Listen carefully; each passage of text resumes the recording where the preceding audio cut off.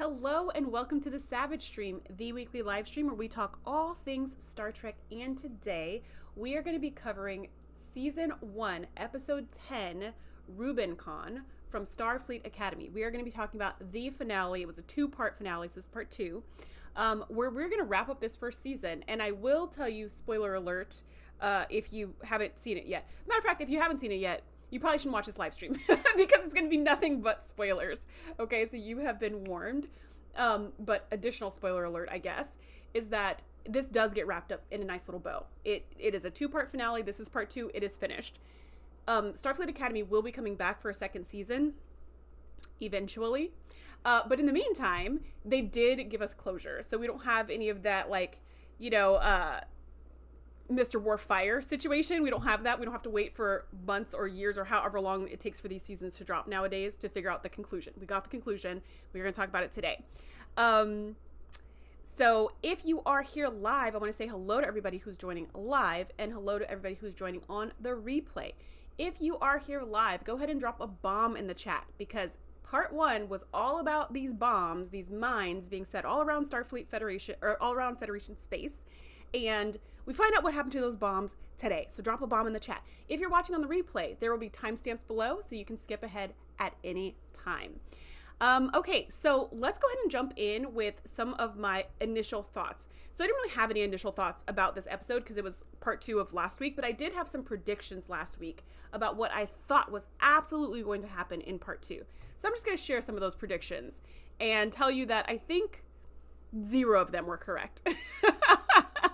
So my first prediction was that, or maybe, who knows, maybe some of them we don't totally know. Oh, look, the chat is showing up on the screen as well. Why is it doing that? Okay, hold on a second. You can't hear me? Okay. 2 things to fix. Okay, hold on a second. Thing number 1 should be easy. I just will move the microphone closer. Okay, how about now? Can you hear me now? It's a little too close. And thing number 2 is that all the chat is showing up and disappearing. What is that? Okay. So, if you're watching on the replay, go ahead and skip this part for me trying to figure out what's going on. What could that be? Maybe this?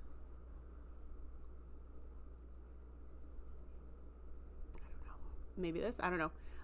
Better. Okay, good. Good. Is it still low though? Do I need to talk louder or have the microphone even closer?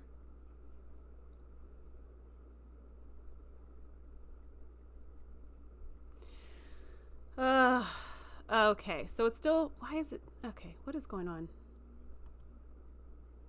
Oh, you know what? I'm tripping.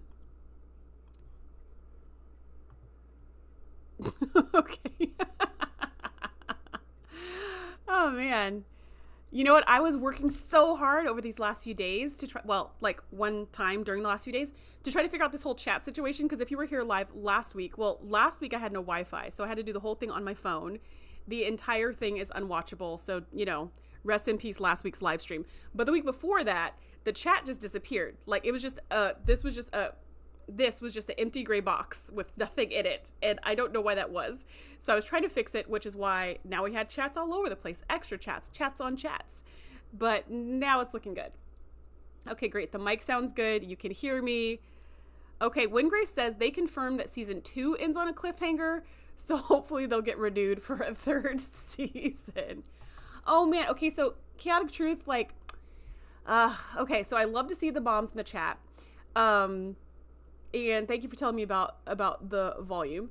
So Chaotic Truth, you said you haven't seen the last 6 episodes of this 10 episode season. And I don't think they're all awesome. And I think finding out what happens here is going to be totally fine. Like, I know I was all like, don't stay for the spoilers, but this one, I think you're fine. That other episode though, that I said you should watch with Sam, I think you should watch that. I think that's a good one. And I hope you didn't stay in the live stream and get any spoilers because I think you will enjoy it.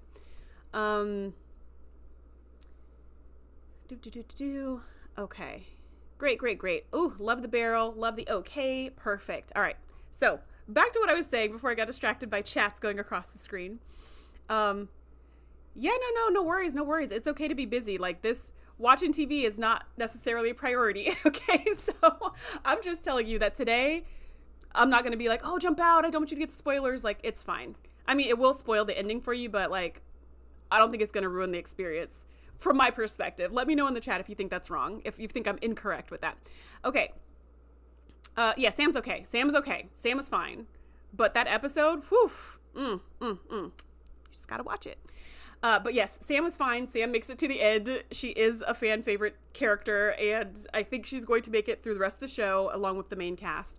All right, so some of my thoughts from last time, some of my predictions. So I thought Anisha, who is Caleb's mom, was going to go off on Ake because Ake basically ruined her entire life, stole her son, stole her future. You know what I mean? Like there's just like a lot of beef between them. So the way that last episode ended was Anisha had been shot in the marketplace on random planet that was being annexed by the Venari Rawl, and Captain Ake flew the freaking Athena basically to the planet's surface to beam all of her cadets back up. And Anisha got shot in this firefight, and so she was beamed up also. The doctor fixed her up, and the rest of the crew, actually let me give a little bit background of what happened last in part 1, just for the people who have not seen part 1 yet and don't mind me spoiling everything. In part 1, Braca came back for his ultimate revenge. So he had stolen something a couple episodes ago, and I guess I don't know if he stole the Omega particle or the thing to make the artificial Omega particle or what things he stole exactly, but whatever he stole, it gave him the ability to create these mines. They're kind of like nukes, but for space or for subspace. And when they explode, they're basically another burn. They destroy the ability of any ships to go warp in that sector, whatever, wherever the bomb exploded for like the next 100 million years or something. And also, I think somehow it destroys life on the planets somehow, I think, right? Because they were like, billions of people will die. So it's like a second burn. And everybody was like, oh no, what's Braca going to do? And so they had called in, Admiral Vance had called in all of the Starfleet vessels to come back into Starfleet's territory, back into Federation space. And then they were all kind of rendezvousing at Beta Z, which is the new home of the Federation instead of Earth. And so they were all called back in. While they were doing this like recall, Caleb found his mom. He figured out how to find the decryption key. Sam helped him, and then he was like, oh, my mom said she's at this random planet and she told me to come get her, and she's only gonna be there for like the next 3 hours or something, so I have to go get her right now. He was going to tell Captain Ake, like, I found my mom, help me get her, but he overheard the conversation saying, we need to pull everybody back, we need to come back to Federation space, like no one's gonna be allowed out. So then Caleb was like, man, she's not gonna let me go, so I have to steal a shuttle and go get her. So he steals a shuttle. Sam helps because Sam is in her rebel era, and she's like, I want to do things I haven't been programmed for. So she helps steal the shuttle. Genesis comes along because she happens to be there checking the shuttle bays to make sure there's no one stealing shuttles, I suppose, was her function there. I'm not sure. And then drunk Durham shows up, also there for some reason. So they're all on the shuttle. They escape just as the entire, just as the Athena is being called back to Beta Z. And there's some warp conduit, like the Borg warp conduits around. And so they hop into it. And then instead of it taking like 3 days or however many days it's supposed to take to get to this planet, it takes them like 15 minutes. But it gives them a really rough ride. So their ship is banged to crap when they get to this planet. Anywho, they've gone off. So then Captain Ake finds out immediately that they have snuck off and why they've snuck off. And so she's like, okay. And I don't remember if Jaden and Tarima said anything at this point, or if it was just like the sensors told them, hey, someone just stole a shuttle. But in any case, they find out immediately. Admiral Vance is like, fine, go get your kids. But just know you're not going to be in Federation space, so I can't help you. Like, I'm not going to, if anything happens, if anything goes down, like, we're protecting Federation space right now. So Ake's like, cool. We'll do a skeleton crew. We're like getting rid of all the cadets, making sure they're safe here on Beta Z or wherever they dropped them off at. And so it was just Captain Ake, the doctor, and Reno, just the three of them on the Athena going after Caleb to random planet X. And honestly, I forgot the name of this planet. So they go to this, they're going to this planet. Now, at the planet, Caleb does find his mom and reunite, yay, but his mom hates Starfleet because Starfleet put her in prison and gave her a 20-year sentence and separated her from her kid. She hates Starfleet, and she especially hates Captain Ake. So when Caleb meets his mom's like, great, I'm so glad you found me. So let's get on this random freighter and like go off on the world. go off to the world and go off to see the universe. And so the other cadets who are with him are just like, what the heck? This is part of the plan? You're going to leave Starfleet and just like go with your mom to explore or whatever? And Caleb's like, basically. But the cadets get about 3 feet away from the building where they were having this conversation before they're immediately arrested by the Venari Rawl. They are caught instantly. And the Venari Rawl is like, you guys are all Starfleet. We can tell. And they're like, no, we're not. That's crazy. It's obvious that they're Starfleet. So they get chained up in like some market in the middle of the marketplace. And this Venari Rawl leader is like, Planet Vegeta. This Venari Rawl leader is just like, everyone look upon them, Starfleet filth. We're going to execute them right here. So then Caleb's like, oh, wait, I don't want my friends to be executed. So he's like, Mom, stay here. I'm going to be right back. Let me just go save them. And she's like, what? So he goes to try to save them, which doesn't work. So she goes to try to save Caleb, which doesn't work. Then this is where the firefight ensues. This is when Captain Ake comes in, beams the cadets out and Anisha, and then they fly back towards Federation space. Now, in the meantime, or maybe by the time they get back to Federation space, this is when this happens, they find out Brocca's evil plan, which was he didn't just have one of these mines, one of these like space nukes. He had like 500,000 of them created, and he deployed them in a way such that they created a bubble, right? Because space is 3-dimensional. Such that they created a bubble around the entirety of Federation space. And if any ship crosses one of these mines, it will explode and it will cause a chain reaction for all the rest to explode. It'll kill all these people. Billions of people are going to die, and warp travel will be impossible in all of Federation space forever. So it's a big deal. So all the Federation ships are trapped inside the bubble, and the Athena, with these, 7 people or something like that, they're on the outside. So they're hightailing it back to Federation space, and then they come across this barrier, which is helpfully glowing red, so we know exactly where it is. And they're like, shoot, what are we going to do? We can't cross over. They can't cross over. Like, what are we going to do? And while they're freaking out about this, Caleb's mom is like getting fixed up in sickbay or whatever. And they're like, okay, we got to figure out a way. And then she wakes up and she sees the Starfleet insignia, like the comm badge on the doctor. And she starts freaking out. She's like, no, not Starfleet. So she starts freaking out. And Caleb's like, Mom, it's okay. And as she's freaking out and panicking, she looks up and Captain Ake walks through the door and is like, hello, Mrs. Mirror. Like nothing happened. I mean, I don't know what she was supposed to say, but I guess it's better sooner than later for her to just say, hey, you're on my ship, by the way. Because like, this is going to be a bad surprise no matter when it drops. So anyways, that's how part 1 ends. Part 1 ends like that. So the Athena is stranded outside of Federation space. Everyone inside of Federation space is trapped inside this warp bubble of death. And Brocca has his finger on the trigger. So my prediction, now to my predictions about this episode.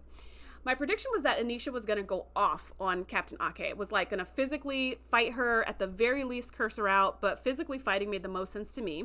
And I also predicted that she was going to be so pissed at Caleb that she was going to feel just betrayed by him, because her last words, as far as he knows, her dying words to him was, don't trust Starfleet. So now he's a part of Starfleet and he's bonded with the #1 enemy. So I thought she was going to be like just so disappointed in him and maybe even disown him. I also really wanted her to be the pirate queen. I wanted her to be like, hi, y'all thought it was Brocca? It was me this whole time. I just thought that would be such a fun twist. That was DJ Magic's idea from like way back from like episode 1. And I just thought that was a fun idea. I also predicted that Brocca would die, because I knew the actor who played Brocca was not going to be in season 2. So I was like, he's probably dies. Plus he's done a whole bunch of bad stuff and killed all these people. So he's got to die to make it satisfying. I also predicted that Mom would also die, that Anisha would die, but that she would die heroically, like throwing herself on a grenade and taking Brocca out with her. I thought she would have some kind of Data and Nemesis, but not in a movie that I hate, kind of ending. I also predicted that if she did not die, she would somehow have to go really far away so that her relationship with Caleb does not interfere with Ake's relationship with Caleb, because that little like mother-daughter, mentor-mentee bond is really sweet and like a lovely part of the show, but would be weird or strained or just like not make sense if his actual mom is there, right? Then there was also a prediction from my cousin that the Discovery would come and save the day, but my prediction was that it would not come and save the day, that the crew of the Athena would have to MacGyver their way out one way or another, possibly with Anisha's help. And that if there was a cliffhanger, which there was not, but if there was a cliffhanger, that it would be about Caleb leaving the academy with his mom. And then the whole question next season would be, is he coming back? Which of course he has to because he's a main cast member. But like, when is he coming back? What are the circumstances that are going to cause him to come back? Is he going to come back with his mom, without his mom, with her blessing, without it? You know, so yeah, none of that matters because that didn't happen. But those are my predictions. Those are my predictions. Yeah, Karen says, I like this episode for the most part. DJ Magic says, those pirates clearly found some OG James Bond movies to think chaining them up in the middle of the marketplace was a great idea. Seriously. And like having a speech. Honestly, if they would have just shot them, they would have been done with that so much faster, right? They could have just been like, boom, boom, boom. No more Starfleet. But instead they were like, look upon the filth that we have captured. DJ Magic says, there's still hope for the Pirate Queen. They replayed that last moment when he was a kid and she says, don't trust them, but doesn't say specifically if she's referring to Starfleet. Interesting. Okay. All right. We'll see you next week. Interesting. Okay. So I thought I remembered her saying Starfleet, but if she just said don't trust them, I believe you. All right. Act 1, I call the dilemma. So Anisha wakes up and she does in fact try to fight with Ake, which is totally fair. So that prediction was true. She does not get disappointed in Caleb or anything like that. That doesn't happen. But she did try to fight. Thank you. Yeah, she did try to fight Ake, and Caleb was like, Mom, no, don't fight. And she was like, we have to go. We have to get out. I don't know what she told you, Caleb, but we need to leave right now. So immediately at this point, I'm thinking Anisha knows something they don't know. She knows that the Vanari Rawl are on their way, or she knows like the bombs are going to go off any minute, but she's got some insider knowledge, even though she said that Braca believed her to be dead, that she faked her death 2 or 3 years ago, that none of that was true. And, you know, she knows something. But I guess that's not the case. I guess she was just panicking because she doesn't like Starfleet. So while she's freaking out, I was going to say Janeway, Captain Ake is just like, listen, I know it's hard seeing me here, but right now we have a bit of a situation, okay? Like, would love to explain myself to you, but right now we're trying to survive. And so they're like, come onto the bridge with us so we can work this out. They go to the bridge and we have Admiral Vance and Lieutenant Thok. Is she lieutenant or lieutenant commander? I don't know. We have Thok there. And the two of them have like that holographic conference call thing that they can do in the future, which I think is so cool. And I honestly want that technology right now. So they're beaming over and they're talking about the situation. And so some of those theories are dispelled, right? Because the first thing they say is like, can Discovery come over? And they're like, no, if Discovery uses a spore drive and crosses the subspace barrier, all the mines will go off as well. So if you cross it in space or subspace, you're screwed. Womp womp. So Discovery cannot come and save the day. You guys are on your own. And so then they're like, well, what about this? And what about that? And basically they hit a wall where there's nothing they can do to save the day. There's nothing they can do to figure it out. They only get about 2 minutes of conversation before their comms are jammed by the minefield or something, or maybe it's by the approaching Vanari Rawl. But I got the sense that they said something last episode about, we can only get a few minutes of talking with them and it's going to be spotty and something. I don't know, whatever. But their conversation was cut short just as a bunch of Vanari Rawl ships show up. And it's not like the Athena can go anywhere because the Athena has left most of its ship behind. It's just the saucer section. Plus they can't run into Federation space. They don't have backups handy. So they're just trapped. They're caught immediately. And so they're like, we know what we'll do. We'll hide all the cadets in some random room and we'll hyper-pressurize it because now we know that that's a thing. Which, by the way, seems like a major security issue that they should probably fix. But whatever. So they put all the cadets in a little room and they hyper-pressurize it or whatever to hide their life signs. So when Baraka beams over to the bridge, the only people he finds are the grown-ups. So he finds Ake and Anisha, which he is shocked by the fact that the two of them are together, Reno and the doctor, and that's it. And they're like, this is it. Like, this is all that's on the ship. And Baraka's like, Anisha, wow, you're actually alive. I thought he would be more surprised. He was just like, oh, how interesting, you're alive. I mean, he seemed very nonplussed. Then he was like, what he was more surprised at is like, you guys should be mortal enemies. Why are you guys colluding? That was his bigger question, which, yeah, I guess. But if you thought someone died 2 years ago, I feel like there should be more of a reaction. You're alive. You lied to me. You tricked me. I don't know, something. But he was just like, oh, how interesting. You're still alive. Moving on. So he decides to kidnap the two of them, the two mortal enemies. But he's like, for the other two, I don't even know you. Do you guys even work on the ship? I don't know who you are. So we're just going to leave you on the ship while we blast the crap out of it. And he does give Captain Ake the chance to give last words. Why? Why does he do that? I don't know. But she gets some last words. It kind of reminds me of like the Bond, like to DJ Magic's point about the like Bond movies, when the bad guys do their big monologue and they give James Bond a chance to escape when they're doing their whole entire monologue. And it's like, you could just feed him to the sharks. Like, you could just, like, you don't even need the speech. You can do the speech over his body. Like, you don't need the speech now. It kind of was like that. But for some reason, he was like, yeah, do you have any last words? And she turns to the doctor and she's like, become greater than you are, or something. Some piece of poetry, I think, that she quotes. And so Brocca's like, ugh, and just beams him out and he leaves. And then they blast the ever-living crap out of the ship. Like, oh my gosh. That scene, I was like, I mean, I knew that the cadets weren't going to die, but you just see like pew, pew, pew, pew, pew, pew, pew, and the ship is just like taking all these hits and it's crazy. While they're doing that, the doctor pulls his mobile emitter out of his pocket. So he's had it this whole time. He's had it in his pocket. And does he use it? I guess so. Where is Sam's though? How come Sam doesn't need a mobile emitter? I don't know. So many questions. But anyways, the doctor pulls it out of his pocket and hands it to Reno and is like, be careful with that. I've had it for over 900 years. And she's like, got it. And she lays it on the bridge console and it kind of gets swallowed up by the programmable matter. And the doctor's program enters the ship. So apparently the doctor creates a holographic version of the ship in the same location as the real ship. So as the Venari Rawl are blasting the crap out of it, he makes it look like the ship has exploded so that they stop firing. It looks like the ship has been blown to pieces, and the Venari Rawl are like, good, taking care of that problem, and they all fly away to wherever they're going. While they fly away, the doctor's like, pew, and the ship reappears. That was the coolest. That was the coolest. That was such a cool, that was just visually, oh my gosh, like just so yummy. And the ship shows back up and the doctor comes back out and like gets back into his mobile emitter, I guess. And the doctor saves the day. We're all happy. The doctor saves the day. And the ship though does look like crap. Like it's just like classic Trek ship that's been through it. It looks like Voyager from Year of Hell.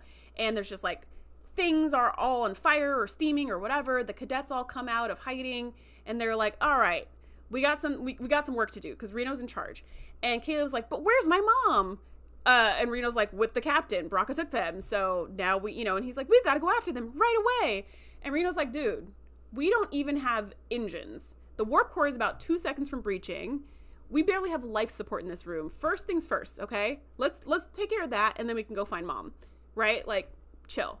So they're like, oh, okay. And everything seems like it's perhaps going to go in a good direction. However, the doctor turns and says something, and we discover that the doctor now has aphasia for reasons. So the doctor is no longer can no longer speak coherently. He thinks he's speaking coherently, but he's not. And everyone's like, what are you talking about? What's wrong? And so Reno goes, Jaden, you're on medical duty for the rest of the time. Take the doctor to sick bay or something. Take him to some random room and like hang out with him. And he's like on it. And then Sam's like, I'm going too.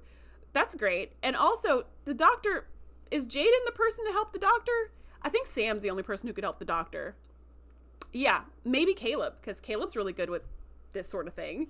But Jaden is training to be a medical doctor, not a holographic engineer. So that was a bit of a question mark over my head. And then Reno kind of assigns all the other cadets roles and is like, you're on sensors, you're on your pilot duty, you're fixing up the warp, whatever. So she assigns everybody things and she's like, all right, let's go team, let's get it together. Okay, before I go to the next part, I'm going to check the chat and then I'm going to keep just like ranting about this episode. Let's see. DJ Magic says, this is the moment the writers stopped reading the source material. How is it that Sam figured out how to neutralize the faux particles in less than 2 hours and Starfleet didn't think to do so years before? Yeah, Starfleet's not Sam, so there's that. But also, like, they had to MacGyver a solution. because Discovery couldn't come and save them. Wingray says, I love the emergency ship hologram. We saw in the Sam episode that she is actually a little gem. There's a little, wait, what? That she is actually a little gem thing inside of her. We saw that? What is the gem thing? What is it? And then DJ Magic says the ship destruction was probably what Frakes wanted to see when Riker saved Jean-Luc at the end of Picard season 2 against the Tal Shiar. Just like this beautiful, like, poof. I really hope the Doctor gets upgraded to the gem that Sam is made of. Sam is made of a gem? Okay, so I need to go rewatch the Sam episode, clearly. No need to explain. That means I just need to go rewatch. Okay, moving on to Act 2. The trial begins. She was just a little purple gem when she died. She doesn't need an emitter. Oh. I just remember Sam, like Sam's body on the, like laying down on the, I was going to say stretcher, on the bed or whatever she was on. Okay. Yeah. All right. So the trial begins. In this part of the episode, Braca puts Ake on trial. And Karen, I'm glad that you really liked this episode. I liked the episode, but I was just disappointed. So I guess that's a bit of a spoiler telling you now. I was just disappointed because I had so many high hopes from all of my predictions. And then it ended up being pretty simple. Like pretty simple to save the day. Pretty simple, pretty easy, pretty fast, not many stakes. And I just thought it would be more challenging based on all the things that they, went through. The Doctor held a gem and okay. He held the gem in his hand. Okay, I think I do vaguely remember that. But I thought you were talking about when she was laying on the thing and I was like, I don't remember any gem there. Okay, I think I do vaguely remember that, and then it like was a baby in a crib. Okay, so Braca puts Ake on trial, and she is on trial for as a proxy for the entire Federation. And he starts kind of telling this sob story of how he grew up, and he grew up on this poor planet, and he was just watching these Starfleet ships go and deliver aid to all these other planets, but not their planet, and their planet was poor, and it was starving, and everything was really hard. And he said, one day, my dad finally did the only thing he could think of, which is he built a weapon out of strontium. I think that's what it was called. And he aimed it at one of the supply ships, hoping to down it on the planet so that their planet could get some supplies. I think it was a planet. Was it a colony, though? I think it was a planet. And when they did that, his version of the story is that in retaliation, Starfleet firebombed the entire planet to teach them a lesson about not firing at Starfleet ships. So he said that his father didn't make it off the planet. Almost no one made it out of the planet. So it was just Brock and a handful of others who somehow managed to escape this planet that was on fire. So ever since then, he's hated everything about Starfleet. And now he's got the power, and he's going to teach him a lesson. He has stolen the saucer section, or not the saucer section. He's got the rest of the ship, not the saucer, but all the rest. So in the atrium, he has redesigned the atrium so that it looks very, I was going to say Mad Max, but it's not Mad Max. It looks very like Running Man, just like the old school, like 90s Running Man. It just looks, there's like graffiti everywhere, and it's just like dirty or whatever. And things are broken, so take that. I think the color scheme is like red and black instead of like the happy-go-lucky colors that the Academy usually has. And he's got all of these people that are holographically present that are not a part of the Federation. So all these non-Federation worlds are partnering with Braca to watch this trial and to see if they want to join Braca in creating the new future, or if they want Starfleet to keep its chokehold on the sector. He's also televising this because now we know TV still exists, and so does the news apparently. Interesting. So he's televising this to everybody, this trial. And he tells this whole story, and he's like, see, that's what Starfleet's about. Is this who you really want to have in charge of things? In the meantime, back on the ship, the cadets have to prove themselves as a team. So each cadet has a job to do to get the ship back to minimal power and to help it kind of limp out of the little area it's in, and to try to keep it safe in case there's any other Venari Rawl and presumably any other ship that is either not a fan of the Federation or that just finds it really easy to salvage ships or, beat up ships that can't defend themselves. So they're just kind of limping along. At one point, the warp core breach is like very imminent. So Reno is like, I'm going to go take care of that. Caleb, you're with me. Genesis, you've got the comms. Like, you're the captain for now. And she's like, this is my chance. Ha ha ha. You know, and she finally gets to sit in the big chair. She's captain for all of 15 minutes. Before I think Jaden comes over and is just like, I don't know what to do with the doctor. I don't know how to help him. So, and Sam's like crashing out. And so Genesis is like, all right, I'm on my way. And so she's not captain for very long. There wasn't much for her to do as captain, but, you know, it was like the symbol of the thing. So she goes to talk to Sam and figure things out. At this time, Darum also gets to be the pilot for like the whole episode. So he gets, you know, more than 15 minutes. He gets a good amount of time to be a pilot. I believe, correct me if I'm wrong, but I believe this is the first time we see Darum doing piloting. Maybe he was doing it during the Miyazaki event. Maybe. But so like, I guess that's a thing now. Darum the pilot. I don't know. But they kept saying it in this episode. They kept being like, he's going to make a good pilot someday. So is this like was this the path that I don't know. He was the pilot the whole time. Let's see. At one point, Reno talks Caleb off the ledge when they're trying to fix the warp core situation because he's like, I just hurt people. I hurt everyone I know. And I'm just not good at having friends or something like that. And Reno's just like, you do help people. You have a conscience. You're a good kid. You've changed a lot. They have a heart to heart. The warp core doesn't breach. All is well. All right, I'm going to check the chat and then go to the next part of the episode. Whew, this is hard to do.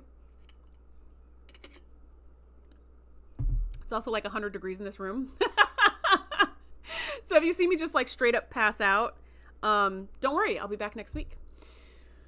Okay, let's see. Karen says, I wish they showed a flashback of the Doctor with Seven or the Borg when they worked on the Omega-47.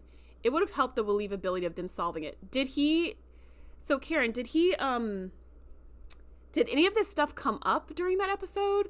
Because I don't remember the Omega particle episode of Voyager super well. All I remember is they found it.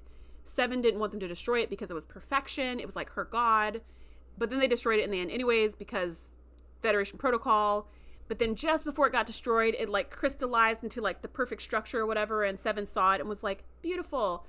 That's all I remember about the entire episode. I don't remember the point of it. I don't remember if it was good. Don't remember what else happened. So did the knowledge that the Doctor suddenly had come from that episode? Because I felt like it came from nowhere at all. Like, or arguably you could say because he became one with the ship to create the holographic ship, he expanded his programming, tapped into some resources from the ship that helped him. I don't know. Maybe you could somehow science-y magic a reason for how he had a solution, but I don't know how he had a solution. So if it was in that episode, that would at least, I agree with you, give some believability for how he solved it. DJ Magic says, of the clan McLeod, Karen McLeod of the clan McLeod, there can only be one. Exactly. And it would show the severity of the Omega particle. Or he could have even mentioned it. We didn't even need a flashback, right? Like he could have just said, I've dealt with this before or something like that. Like he could have said it in 2 sentences before he jumped into the ship or I don't know. Or after, and he just wouldn't have aphasia and they wouldn't have to play charades to figure out what he was saying. I don't know. DJ Magic says, Noose Braca channeling Q with the courtroom scene, even down to the color scheme. Red, gold, black, and then to put Ake in the same position as Picard was. That's true. I didn't really think about that. Oh, she did say that, Patty. I totally forgot. As soon as Genesis sat down, she said, I have to pee. That's so funny. When Grace says, I always have to pee when I'm captain. I totally forgot she said that line. Which I shouldn't have because that's like a really good Genesis line. That seems so out of character for her since she's always so like polished and put together. DJ Magic says, Reno made an awesome temporary captain and would probably make a great war captain, but not the best peacetime captain.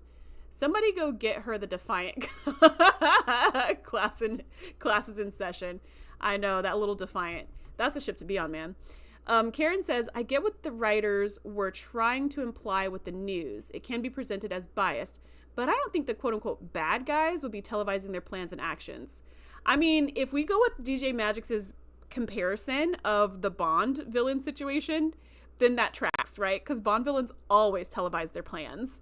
They let you know step by step what they're going to do, why they're going to do it, their whole life story, what led them to this point, giving you plenty of time to digest the material before you stop them. Did you like Reno's warp catchphrase? What was her warp catchphrase? Go fast? Was that it? What was Pike's catchphrase? What was his? I'm forgetting it. The new show felt like Lower Decks, Nova Squadron with Nick Locarno. It did, huh? It did feel a little Lower Decks with, I know the one with season 4. Yeah, season 4 of Lower Decks, so good. Reno's phrase was, show me pretty lights. Yeah, that was okay. That's why I didn't remember it. She did only say it once. She didn't get a chance to like keep like hammering her catchphrase. But that's definitely unique. I think it's got to be a really hard thing to pick. Oh, hit it. Okay. I think it's got to be a hard thing to pick your catchphrase because like nothing really lives up to like engage, right? So anything else you have is like, oh, make it go fast. That was Spock, right? He was like, make the ship go. I want the ship to go now, or something like that. Prodigy's was make it go fast or something like that. Yeah, whatever Del said. I don't remember Prodigy. Okay, moving on. Act 3, Unity. So I'm calling this act Unity because it was when everything comes together and everyone comes together and we're having lots of harmonious moments. So Genesis gets to the room where the doctor is pacing and speaking gibberish. And Jaden is like, I've scanned him and he's showing signs of blah, blah, blah. But since he's a hologram, I don't know how to fix him. And it's like, yeah, that makes sense. And Sam is just sitting there. She's kind of panicking, but she's not super emoting about it. So she's just kind of sitting there like, what's wrong, Dad? You know? And so Genesis comes and she's like, all right, what's the problem? Like, surely we can fix it. And Sam just goes off on her and is just like, oh, so you want to come and be the hero and save the day like you always do, da-da-da-da-da. And Genesis is like, where is this coming from? And Sam's like, that was the basis of our whole relationship. I remember how it was. So now at this point in the episode, I'm like, okay, last week, Genesis had made this comment about next year, Sam, let's make our room Klingon speaking only. So that way they can both practice Klingon and get more fluent because they both suck at Klingon. And Sam turned to her and was just like, I applied for my own room next year. And Genesis was like, wait, you did? And Sam was like, yeah, I just did. Or whatever. Like, she didn't explain it. So from what she said to Caleb later on in the episode, I thought Sam wanted her own room because she wanted her own space because she wants to figure out who she is as a person. That's what I thought. Like, she wants to find her own way. Because later on she tells Caleb, everything I've ever done has been programmed and I'm trying to figure out, you know, like, who am I now? And I don't respect and like the person I was and I want to be a new person. So that all made sense to me. But in this scene where she's like, oh, Genesis, you just want to save the day and be the hero like you always have been in our relationship. Now I'm like, oh, wait, so she didn't want to room with Genesis because she has beef with Genesis? That was not clear last episode. Like, I mean, yes, she was snapping at Genesis, but she was snapping at everybody. She was like, I don't want you to ruin this for Caleb. And, you know, like, so I don't know. I guess I just missed the subtext of that. Maybe it was too subtle for me. But I was like, oh, so they were like not friends now? And because I was so confused about the fact that they were not friends or somehow having this secret fight, it was not as cathartic when they made up as friends because I didn't see the rift in the first place. But maybe that's just me. So anyways, they talk about it and Genesis is like, I'm sorry that you felt that way, but that's never how I saw you. I never saw you as the sidekick. I always saw you as this, and that. And that was not the basis of the relationship on my end. So then Sam was like, all right, I guess we can be friends. So it was like all repaired, but I didn't know there was damage to be repaired. In any case, it was repaired. And then the doctor's like blah, blah, blahing to them. And then one of them, I don't know which one, maybe it was Sam. I honestly don't remember. It doesn't matter. But Jaden, Sam, and Genesis all realize that, oh my gosh, the doctor's speaking in secret codes. And he's talking about gluons and the gluon particles. And if we can activate XYZ, we can neutralize the entire minefield in one sweeping blow. And the doctor is like, glue on your shoe. And they're like, yeah. So the doctor saves the day again. And I just don't know where he found this answer. Like, how does he know? How does he know this? And I understand they needed to have a way to save the day because Discovery couldn't come and they had painted themselves into a corner where, like, if you cross the barrier, it'll explode. And, like, where everything was not possible. So they had to find some secret trick to get through this. I think it was DJ Magic's. I think it was your idea a couple weeks ago where you said Anisha is going to be the key to this because she will know some kind of Venari Rawl encryption or something that's going to help them break in to Baraka's code, maybe, and deactivate the bombs. That makes perfect sense. She should know something because she was in the inner circle for so many years. Like, that would make total sense. And then Anisha's coming back would be like such perfect timing. And then, I don't know, it just would have fit really nicely. This was worse than that idea, right? This was just like, the doctor just knows. He knows exactly what to do to save the day. But unfortunately, he can't say it. It's like, why? What was the point of that? So now we have this whole like 20 questions charades game to try to figure out what he's saying, just to be like, oh, we can neutralize the entire minefield with like one program. So they're like, yay. So then Sam is like, great, I'll get started on that program. It's going to take me about 35 minutes to put it together. And I guess the doctor can't help because reasons. And I guess Caleb can't help because reasons. I don't know. I mean, I understand Sam being super fast at calculating because her brain's like a calculator. But I would say the same thing for the doctor. And it was the doctor's idea. So like, why couldn't he help? And also, why couldn't he communicate clearly even if his words don't work? He could have written it down. I don't know. Whatever. Okay, so now I'm just being nitpicky. But the doctor saves the day is a big idea. So Sam is on it. She's going to figure out this program. She's going to write a program that's going to deactivate all of the mines in one sweeping blow. However, they need to be really close to the signal before the program will work for reasons. So of course the signal is in Baraka's pocket. So they have to find Baraka, which they don't know where he is. And also the ship can only go barely impulse power or something at this point as they're trying to like fix it up and get it functional. So Caleb is like, aha, I know exactly how to find them. I will just mind meld with Tarima and she can just use like my memories of my mom and like my love for my mom to like superpower through time and space to find her. Cause that sounds like totally reasonable. So he sneaks off to the Mind Palace with Tarima on the bridge. They're just like holding hands with their eyes closed off in their Mind Palace while everyone else on the bridge is cool with this. Like they're totally again nonplussed, not phased by anything. Reno's just like, cool. You know, Darum's still flying the ship. And while they're in the Mind Palace, Caleb is like, you know what? I think your abilities, Tarima, are actually a superpower. I don't think they're a curse. I think it's amazing. I think what you can do is really cool, super unique. We haven't seen this before in any other Betazoids, ever.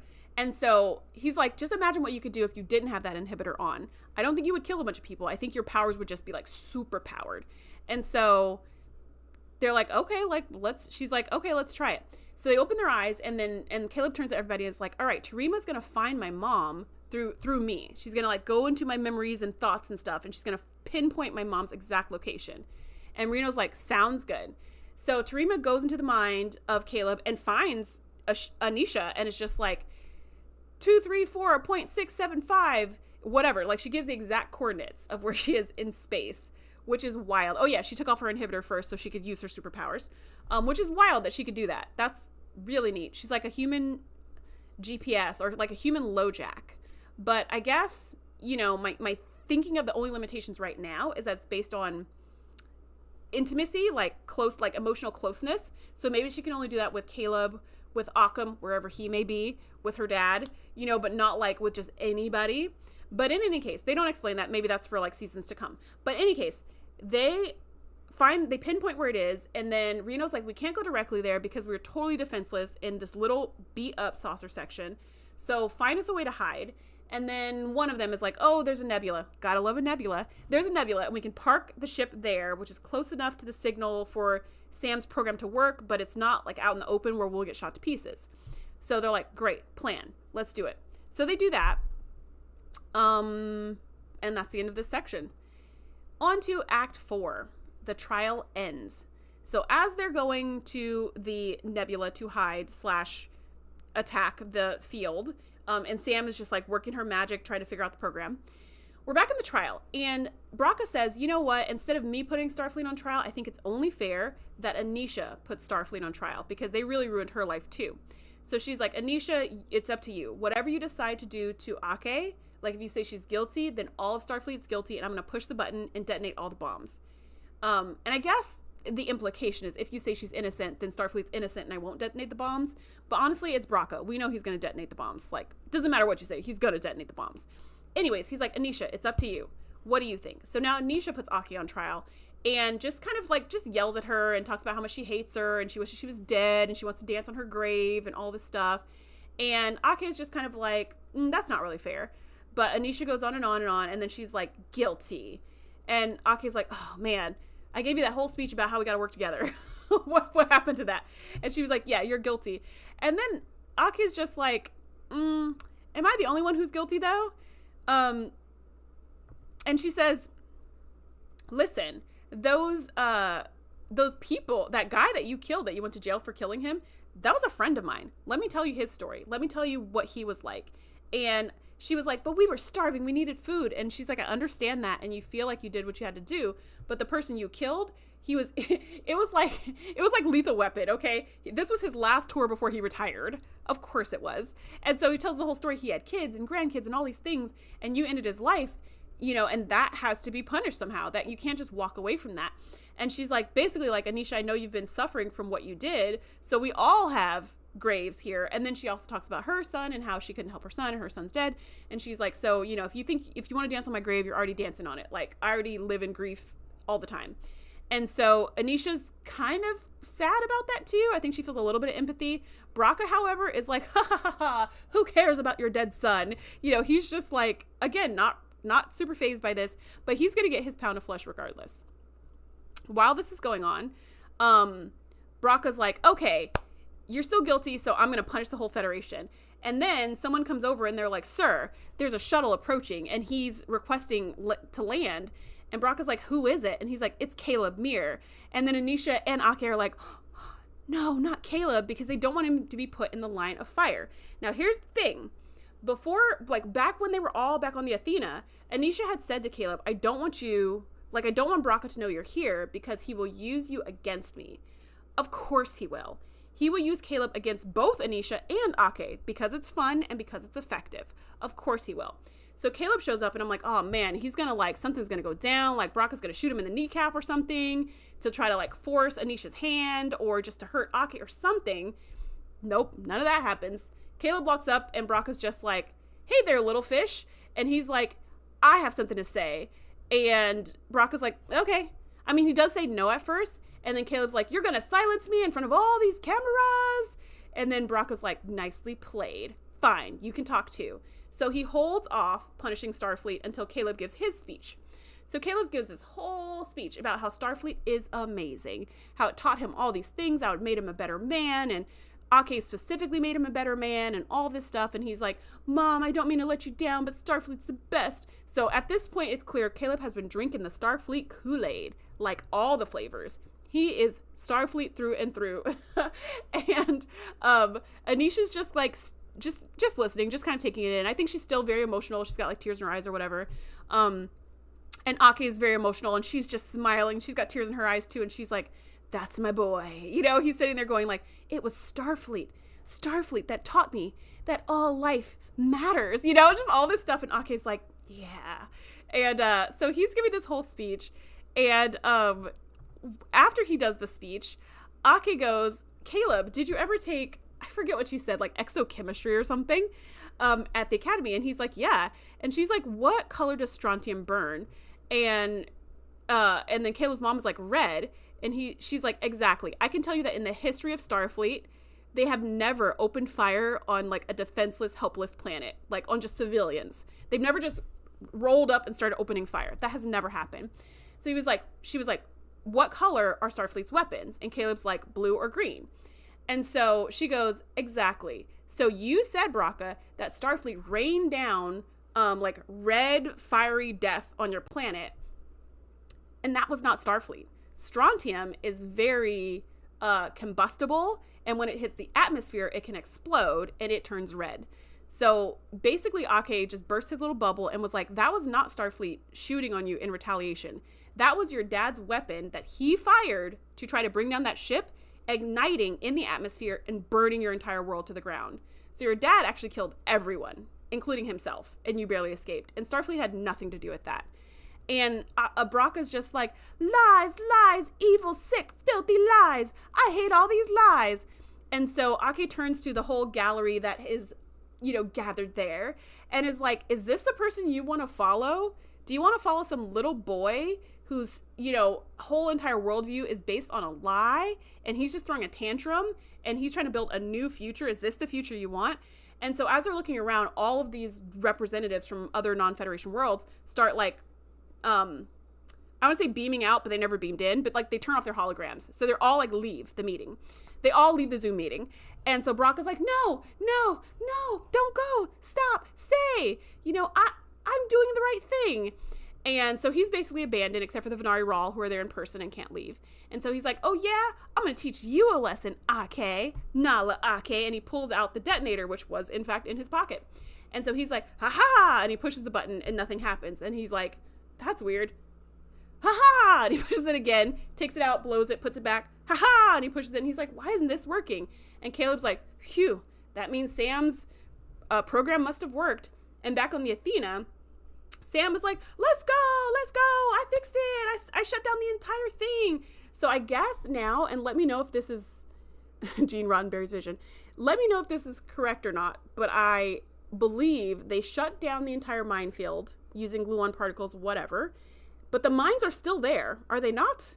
They're there, but just inactive, right? Like, they're still there, so Starfleet needs to go scoop them up or something like that. Anyways, they didn't work. Nothing got blown up. And so then Sam's like, woohoo! And so now the whole barrier is down. And the Venari Rawl is like, we got to get out of here. Starfleet's coming. Because now that the barrier is down, the entire armada of Starfleet ships is converging on this location to, I guess, take revenge on Vraka. So they beam outside of... Oh, this is actually the next part. I'm gonna put this part in the next part. So let me check the chat, and then I'll say the rest of what I was gonna say there. Another very cool view, by the way. DJ Magic says, it looks like the writers watched the TNG movie where Deanna does the exact same thing. And why would Caleb's love for his mom ever remotely link to her location? Because love cures all. I don't know. I feel like the whole thing with Tarima was emotional links. Like, that was the whole idea behind it. Because when she first linked with Caleb, she saw the little teddy bear in the field of flowers, and then when she touched it, it like went back to his memories. So that was obviously a very strong emotional tie for Caleb. So it makes sense that emotions have some kind of link. It doesn't super make sense that the emotional link would lead to a physical location in space, except for saying this is Tarima's superpower. This is her special ability that only she has. Okay. When Grace says, they stabilize the Omega molecule, which might mean they have a ton of free unlimited energy sources floating around. Okay, so they didn't just deactivate the minefield, they stabilized the particles. Great. So then if they have like 500,000 little free energy bomb things, interesting, you have no idea. If they have all those, then I guess all the worlds will be great now. No more burn. I feel like Omega particle seems kind of dangerous, though, as a fuel source. But if that's the case, then great. Now everybody can have power, including the little planets that are just trying to get along with strontium. Okay. Act 5, the wrap-up. Okay, so this is what I was saying. An armada of ships all blast in, and this was the second coolest scene. Next to to Athena just being like blasted, which blew my mind, was this where they all warp in. And did you notice the way that the ships warp in now is exactly like they used to warp in on Battlestar Galactica, like the reboot, the 2006 version, where it's just like boom, like they just kind of show up like in a beam of light. It's so cool. And as they backed up, there was all these different shapes of ships. Like some of them looked like weapons, some of them looked like bugs, some of them had the traditional shape. And I thought that was really fun, especially being somebody who doesn't pay a ton of attention to the shape of ships because they all look like the same shape to me.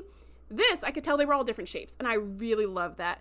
Yeah, they jump just like BSG. I'm not complaining because the BSG jump is the coolest warp jump I've ever seen. Like, of all the space shows and movies I've watched in my life, that BSG jump was always the best. Like when they go pew, pew, pew, like it's so cool and it never gets old. It's the equivalent to me of the transporters. Like every time I see something be transported, it's cool.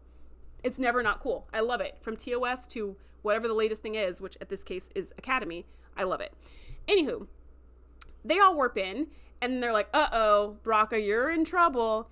And then a bunch of Starfleet people beam into the atrium, and they just like arrest Braca. Like they just put him in handcuffs.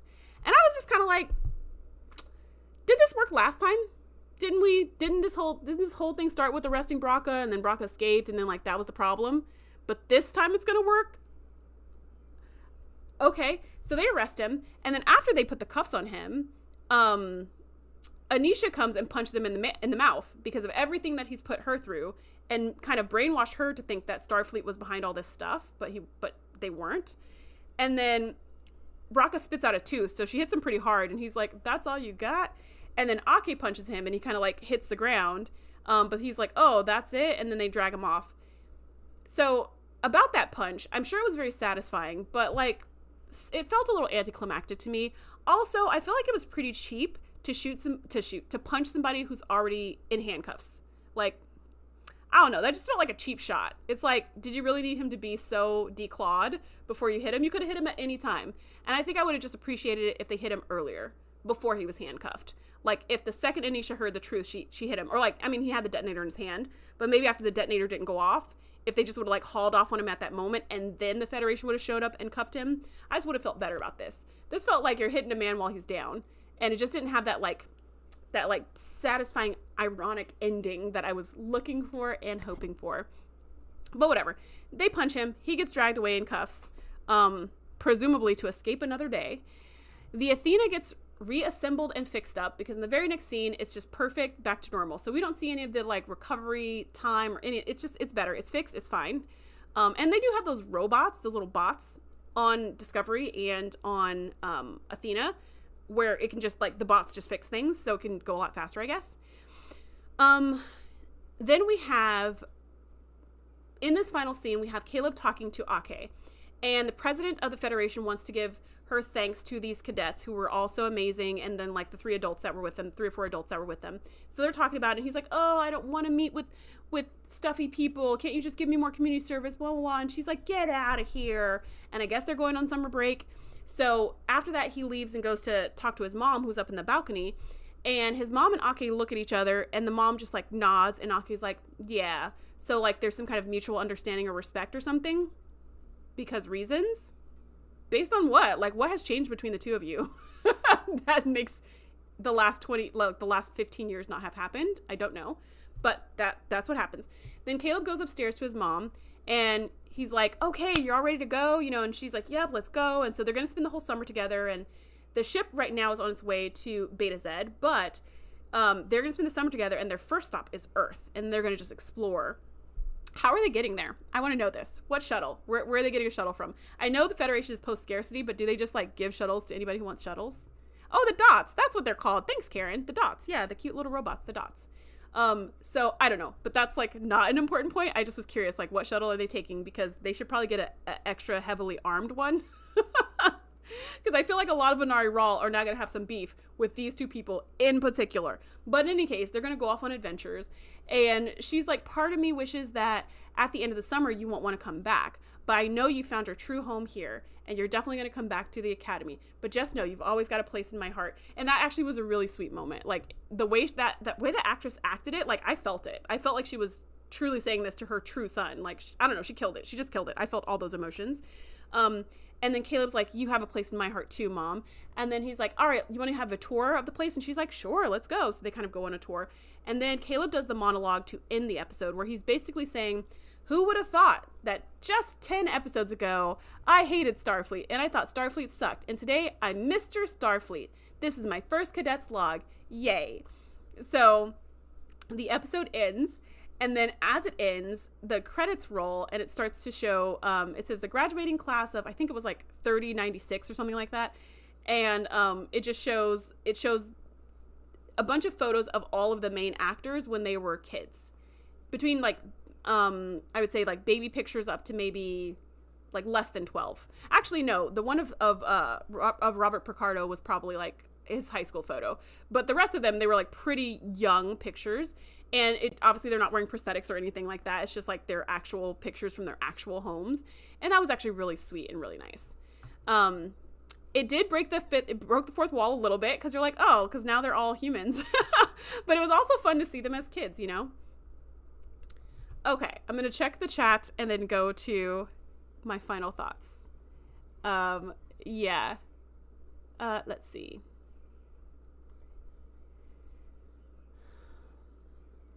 And you're so right, DJ Magix. Troy did do that same thing with Riker, like just sensing his exact location.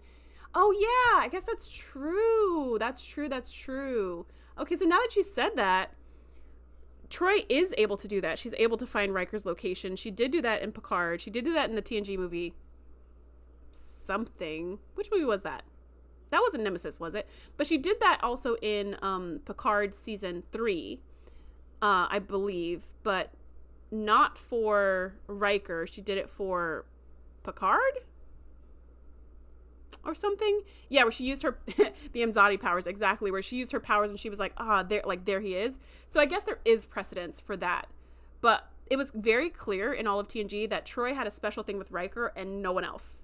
Like literally no one else could she do these things with. So maybe that's true of Tarima as well. Is like she can do these special things with Caleb, but like no one else. I don't know. The wig was terrible. What wig? Whose wig? Whose wig exactly was terrible? Hold on. They jump less like BSG. I hate the BSG jump in Star Trek. I miss the old look, but I'm grumpy. So that was Windgrace. I love the BSG jump. It looks so cool. I wouldn't mind the old one though. Like it didn't bother me. But I just think that way of jumping looks really cool. And since we don't have BSG right now, I'll take it. DJ Magic says, just like when the Athena drops in from orbit, it was pretty much the exact same thing. BSG on that one planet where they were being held. Yes, on New Caprica or whatever it was called, on like the planet that they had stolen. Yeah, but they also did. I mean, planets landing. I feel like they did that I feel like they did that in Trek as well. That they didn't take that from BSG, but I can't remember off the top of my head. Patty says, my take is that Ake and Caleb's mom bonded over their love of Caleb. Maybe, but they had a shared love of Caleb all along. So they were still enemies at the trial, but now there's like some mutual respect after the trial. But maybe, yeah. I mean, if they're going to bond over anything, it has to be the love of Caleb. There's literally nothing else they have in common. Caleb's mom's wig. You didn't like her short hair? I liked her short haircut. It looked very like, I don't know, very like alien, you know, like trying to, when you got to be like on the run, you can't have long flowy hair, I think. Maybe the one with Nemesis. Yeah, Troy's connection was with Riker only, not Riker's first cousin. As far as we know, but we never saw her try. Okay, final thoughts. So overall, while this episode had a lot of action, I was pretty disappointed with this episode. I did like it. Like I said, I liked it, but it just the heart-to-hearts resolved way too easily, and also sometimes seemed a bit out of place. So for example, Sam blowing up on Genesis felt like there was no build-up, so there was no payoff. It just was like, oh, you want to be the hero? And she was like, no. And she was like, oh, okay. Like, it just seemed like, well, what was the point of having that conversation? And then also, like, Caleb's mom, Anisha, has so much against Starfleet, understandably so, like, reasonably so. And Caleb is like little Mr. Starfleet. And she's just like, well, okay, you found your true home. I'm so happy for you. Again, I feel like there should be some kind of like something there, some kind of like, I feel betrayed or I don't know, but he did mention it. Caleb did mention it in his monologue where he, like in his speech at the trial, where he was like, Mom, I hope, I'm not disappointing you and blah, blah, blah. So like he did address it, but again, there was no, I don't know. I just felt like the resolution was not earned. It was just kind of, I stated that I didn't mean to hurt you. And you were just like, cool. Which is great, but also like totally unrealistic for how humans interact. Usually there's a little bit of something, some push, some pull. In the end, there were no real stakes. And I think that was the most disappointing part. No one died. Not that I wanted people to die, because that's, I am all for a happy ending. But I just feel like this ending was too simple. Like the mom didn't get a heroic something, a heroic comeback, or, a heroic, sacrifice or something. I don't want the mom to die. I really like Anisha. I like that character and I want to see her some more. But it seems like we're not going to see her anymore. She's just going to like go off and leave her son at the academy and just go off and do her thing, which seems crazy to me. If you've been looking for this kid for 15 years, there's no way I'm going to be like, well, I'm glad you found a new home. See you later. See you over the summer. Like, no, I'm not leaving your side. I'm getting a job here too. I'm going to be working with the dots. Like, you know, I would be very like connected to this child after 15 years of searching. And the stakes just were like so non-existent. I mean, they surrounded the entirety of Federation space. And you're like, oh my gosh, everyone could die. And they were like, psych, no one's going to die. You're like, okay. Even that first bomb that Braca detonated as a proof of concept to like scare the Federation into pulling back their troops, even that was detonated off of an uninhabited planet, which again, great. I don't want to see a bunch of carnage necessarily. I'm not saying like more carnage, please. But what I am saying is that just the stakes were just fake here. They were just like not real. And again, I think that comes with having such a big story, having a story where you have to save the entire Federation in the next 45 minutes or less. Okay, so we've got to just like nullify whatever the threat was immediately. However, if it was a smaller story, like about a planet or about a community or about a single person, then the stakes could be a lot higher, because then you could have casualties and really feel it in the story. Like as a viewer, you could be like, oh my gosh, I can't believe so-and-so. Like, I can't believe that community wasn't saved, or like, I can't, like, you would really feel it. And I said this last week, I gave the examples of Inner Light, where Picard is experiencing this community. And when it's clear, like, the community is going to die, I don't know, I always feel it. Like, in the end, when, like, he's all old and gray, and then his wife is there, and he's like, what? And, like, all his dead friends are there, and all his kids are there, and his grandkids are there, you know, and they're just like, your job is to tell our story. It's like, oh my gosh, like, the feels are so intense, because they told a story about people who matter and whose lives were cut short. And I think that's a powerful story. It didn't have to be, let's save the entire Federation from full, you know, being fully annihilated forever. And again, it's just like, are the stories going to keep getting bigger and bigger? And if so, how are you going to keep it interesting? I can relate to a small community. I can relate to a family. I also brought the episode Drone, where Seven of Nine's, like, mentors this drone that was made from the Doctor's mobile emitter. And he is just like a sweet kid, and he's trying to figure things out, and the Borg come after him, and he goes after the Borg, and he destroys them, but he destroys himself in the process, and in the end he dies. And so it's like the episode resets, which is what these episodic shows have to do. But I feel it at the end of that episode every time. It's like, oh man, one was like, oh, it just, I don't know, it's heartbreaking, and Seven's just like, but you're unique, you're special, and he's like, I have to go, like, I have to leave. Or even the episode The Child, where Troy has the ball of light that becomes a baby, that becomes a full-grown child in like 24 hours. And then when he dies, when the child dies and the ball of light goes off to live its life, man, that's heartbreaking. And you just see Troy being like, what do you mean you have to leave? What do you mean you have to go? No, you're saying you have to die. No. And she's like, Ian. And, you know, Ian just like dies, and you're like, oh my gosh, like, that kills me. That is the story of one person, and it's so powerful, and it's so meaningful, and the stakes are real. And even though we didn't know this kid 24 hours ago, now we see this kid, and we see the impact he has on Troy's life. And now that he's gone, we know that's going to have an impact on her life forever as well. She's not going to just forget this experience. This is going to change who she is. And I think that's so powerful and so meaningful. And hey, PS2 Chipper, good to see you. I thought you weren't coming tonight. So I just feel like, because I just feel a disconnect. So maybe this is me just nitpicking, I don't know, but that's why I didn't love it, is I just felt like the stakes were just non-existent. It just felt like, if you saw Stranger Things season 5, kind of like that. And I like Stranger Things season 5, but it was kind of like that, where there was like a lot of heart-to-hearts and everything's resolved really quickly, and then you're like, oh my gosh, everything's gonna be destroyed, and it's like, psych. Just where like the stakes just they seem high, but then you're like, but they're not. Ooh, 20 memberships. Thank you so much, PS2 Chipper. So if you want to become a channel member, now is the time. And 10 of them are already gone. Yeah, shout out to PS2 Chipper. I think that's it. I think all the memberships have been collected. So yeah, that's just how I felt. And I also felt like they killed Bobby for no reason. Because we saw, oh, you're programming. Okay, no worries. Because we saw Bobby die a couple episodes ago, and I was shocked.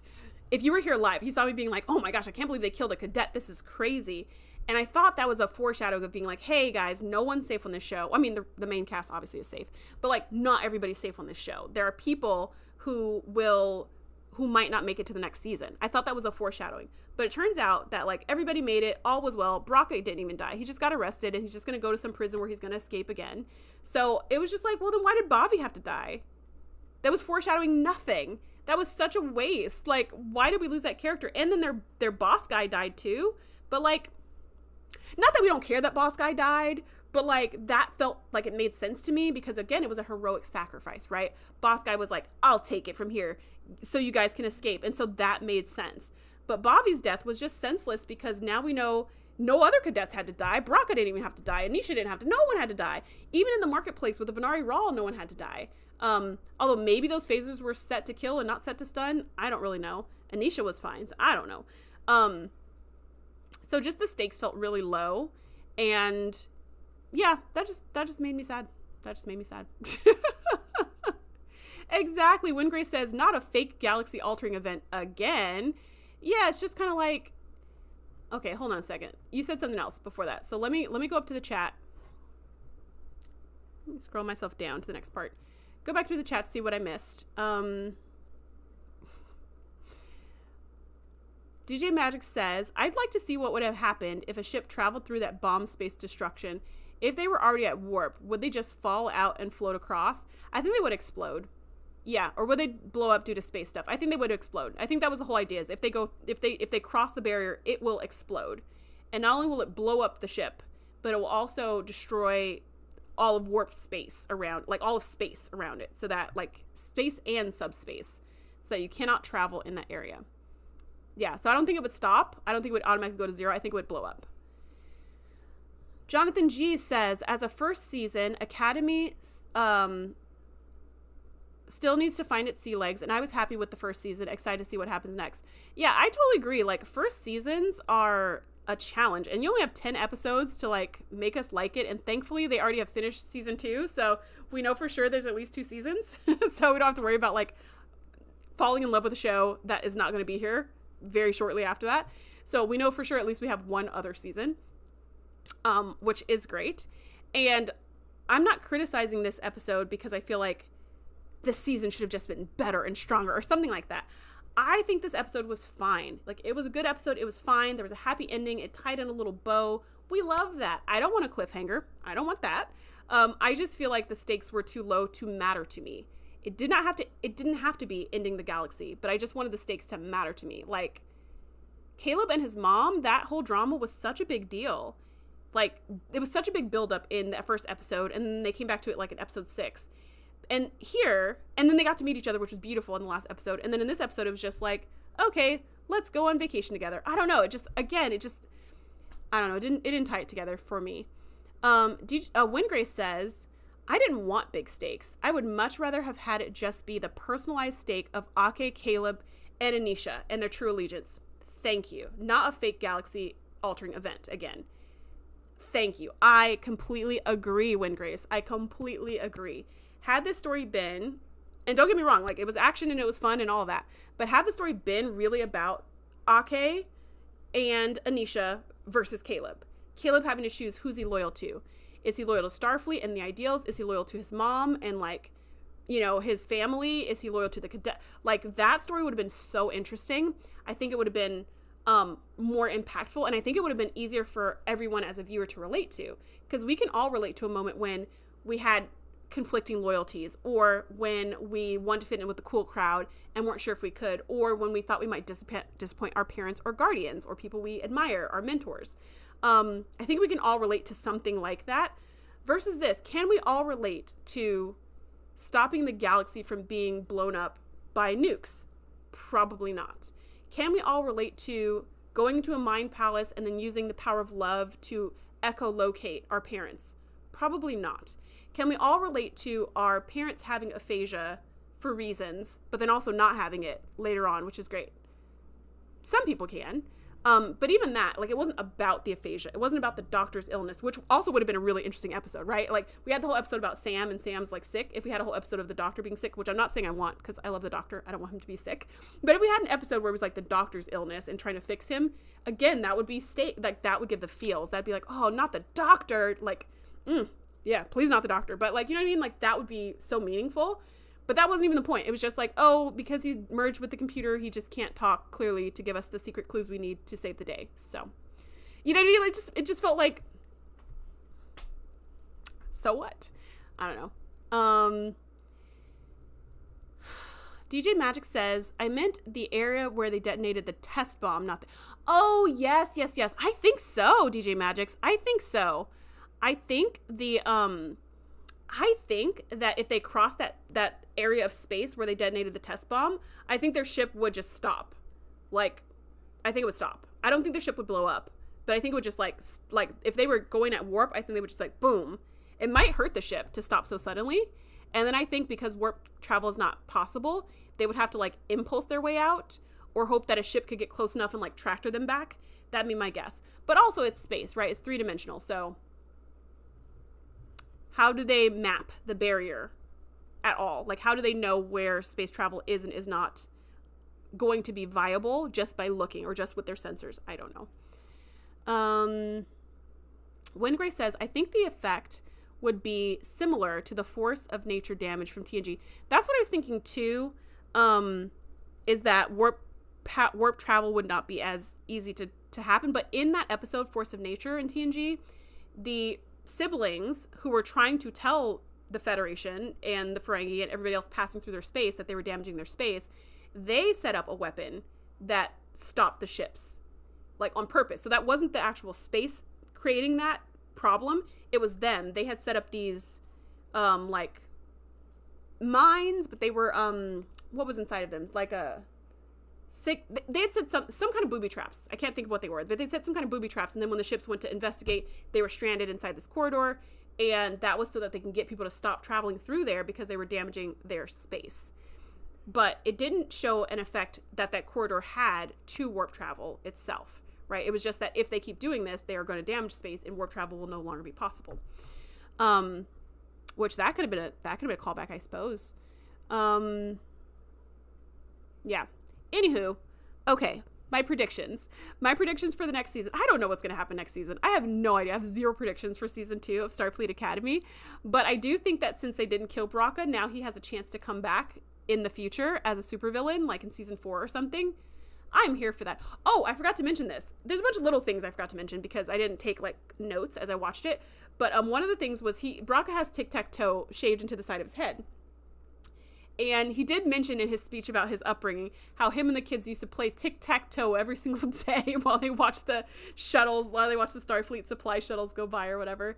And I just was like, oh, that's why he has tic-tac-toe in his head, which I thought was really funny because they didn't have to explain that. I would have been okay with them never explaining why he has tic-tac-toe in his hairline and us just guessing forever because I think that's just fun, right? Because we could come up with all these wild theories, but he explained it. Apparently there was a reason. But I think he'll come back as a bad guy, which is great because that's something that I wanted. I didn't want Baraka to die in this episode. I mean, I think it would be satisfying, like if Caleb, Anisha, or Ake were the ones to kill him. I think that would be really satisfying. Probably Anisha. I think that would be the most fair. But I want him to come back as a supervillain later and have this like grand reveal. So now he can do that since he's off in jail. Let's see, what else? I expect we'll have new adventures and new villains. That's great. And then I have more of a question. Will we see Anisha again? I hope so, but it seems like we won't. It seems like she's just going to like go off and travel and do engineering stuff. And then Caleb will just stay at the academy. And he did say, well, you always know where to find me, Mom. And she's like, yep, I sure do. That was just weird. After 15 years of searching, this is just, I feel like I need some more unhealthy attachment. I don't know. Like I need them to be more like excited to like be together and see each other and stuff. But I don't know. It was a sweet conversation that I enjoyed. But will we see Anisha again? I don't know. Will we ever hear her name mentioned again? Maybe Caleb will just be like, oh yeah, I just sent a letter to my mom, and it'll just be like a casual accepted thing, but we'll never see this character again. Which would be sad. Okay. That is it for my thoughts on Starfleet Academy Season 1, Episode 10. Next week, we are switching gears since we're done with the Academy. I already did my D&D style roll for initiative to find out what our next few episodes are going to be.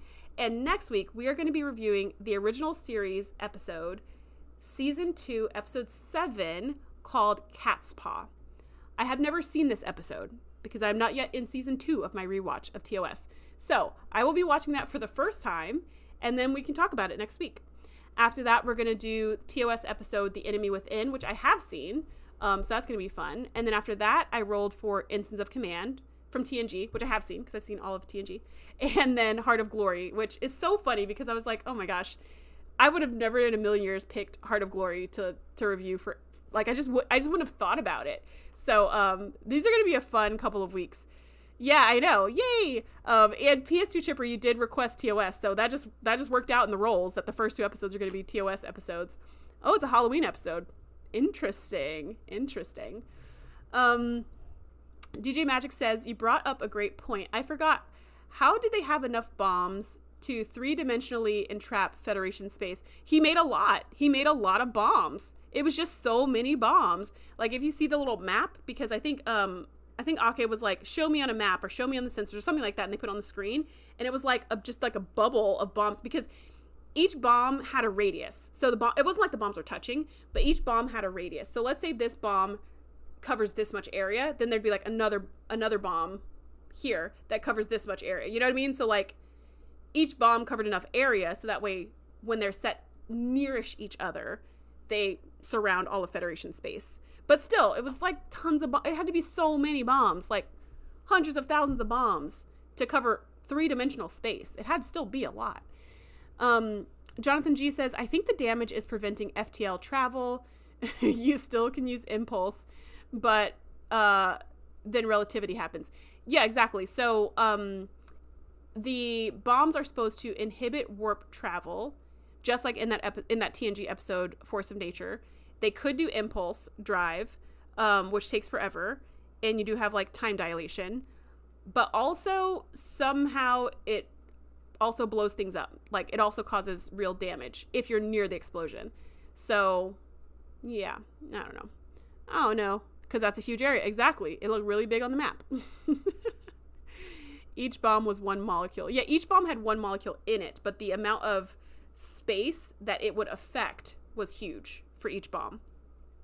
But there still was just a crap ton of bombs that I guess now are just floating innocently around Federation space, right? Will we ever find out what happened? That should be another question. Will we ever find out what happened to all those millions of bombs? I feel like we should. I feel like they should wrap that up at some point, because I was not in the wrap up monologue from Caleb about talking about how great Starfleet is, but I feel like that should be in there somewhere. Is like, now the Federation has like 500 new sources of everlasting energy to share with the galaxy. Aren't we awesome? In Voyager, 1 molecule damages between 3 to 10 light years. Okay, so, and then they had like, I don't know, 500 of them or something. Still, it's a lot. It's a lot. It wasn't like 3 bombs. It was a lot. Okay. All right. Thank you so much for coming live. Thank you so much to everyone who is watching on the replay. I will see you next week to talk about Cat's Paw. Have a great rest of your day. See you next time.